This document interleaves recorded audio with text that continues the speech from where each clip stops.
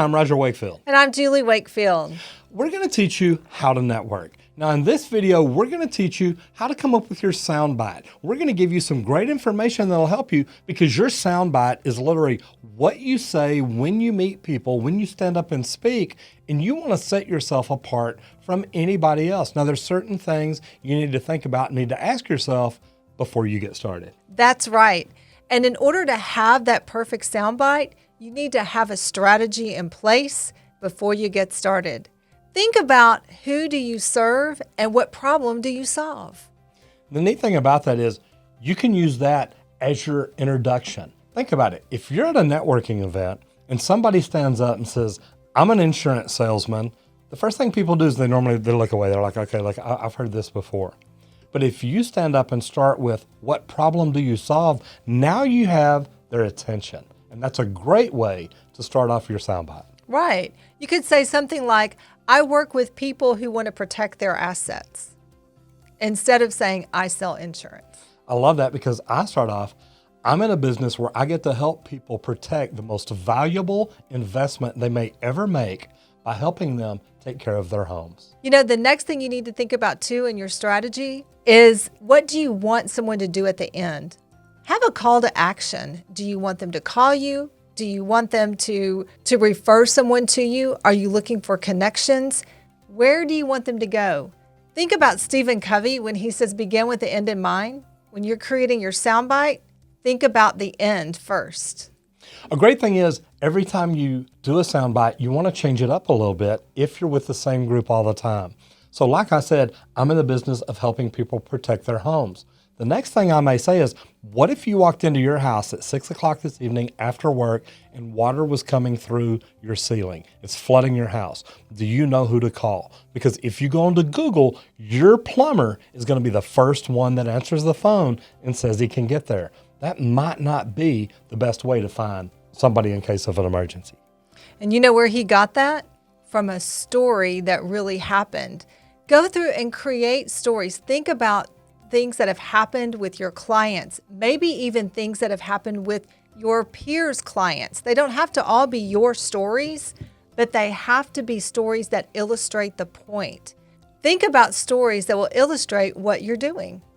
Another good thing to think about is the testimonials. Has someone really praised you? Have you done a great job for a customer?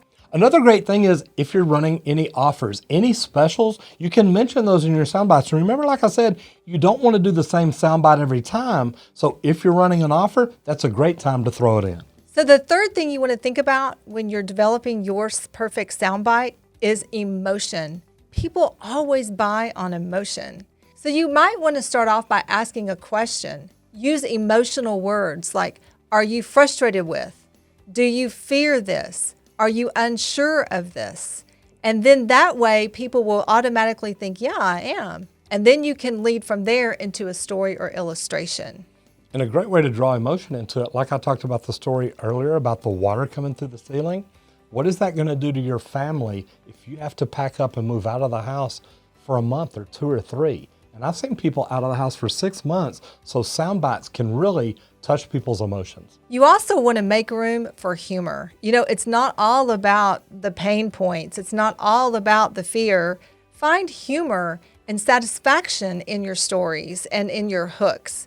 Make sure that you let people know that you have a personality and that you see the humor in some of the situations. And you can also do it when you mention your name. When you mention your name or when you talk about yourself and the things that you are or what you do, I know that when I'm out at real networking events, people walk up to me and they see my shirt and say, oh my God, you're a plumber. I say, no, really, I'm a drug dealer. I just wear this shirt because it messes people up. Find a way to make people laugh and they will always remember who you are. Number 4, a big thing, make at least 3 sound bites. That way, if you are in front of a group of people that maybe you could really impress a certain way, meaning when I'm in front of real estate agents, that's my group.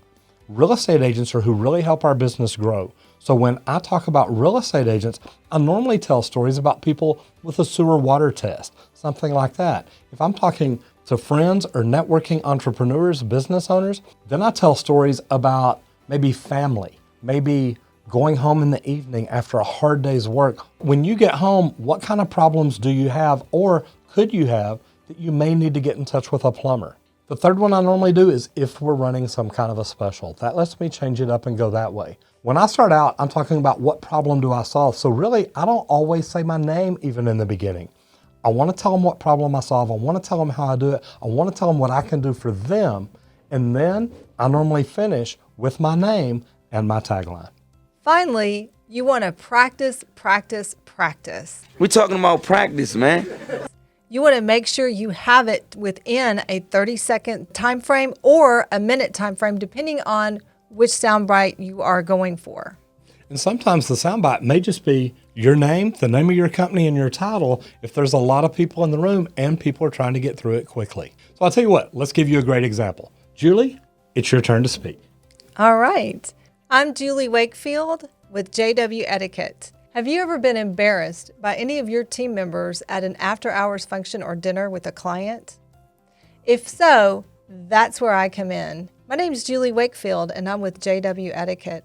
And my job is to help your team members represent your brand the way you want the brand to be represented. I work with people on dining etiquette, networking skills, and personal presence.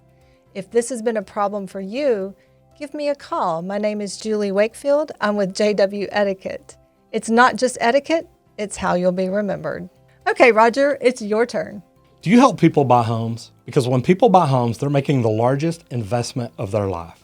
I'm in the business of helping make sure that when people make that investment, they have security. We do sewer and water tests for real estate purchases. Commercial or residential, it really doesn't matter. When people buy a property, they don't want to have to spend tens to hundreds of thousands of dollars repairing the plumbing under the slab. This is something that we can test before then. I'm Roger Wakefield, the responsible master plumber for Texas Green Plumbing, saving you money one drop at a time. I hope this helps you. Remember, I'm a plumber, so when I first started going to networking events, I had a lot to learn. I had never stood up and talked to people about what I did or thought about it in a way of needing to tell them to show them how it could be beneficial to them. So Julie was really able to help me a lot. This is something, though, later I kept practicing, and I really got good at. This is something that when you learn right, when you walk in and talk to people, it can really help you grow your business. You know, when I first started networking, I came out of the classroom as a teacher and had to transition into the business world. It was something that was really scary for me, and I didn't really think I would ever be good at this. But I learned to develop these sound bites. I learned to develop sound bites that would help people based on the feedback I was getting from my clients and from people that I was meeting at these events. So it doesn't matter where you are in the scope of networking. Developing that perfect soundbite may take some time, but you can do it. If you feel there's something in your soundbite that we've left out or something that you do that really benefits you, do me a favor and leave us a comment down below and let us know what it is that you say that you think really helps set you apart. And if you found this video helpful, be sure to subscribe and ring the bell so you won't miss any of our upcoming videos. So I'm Julie Wakefield. And I'm Roger Wakefield. And we'll see you in the next video if we don't see you at another networking event.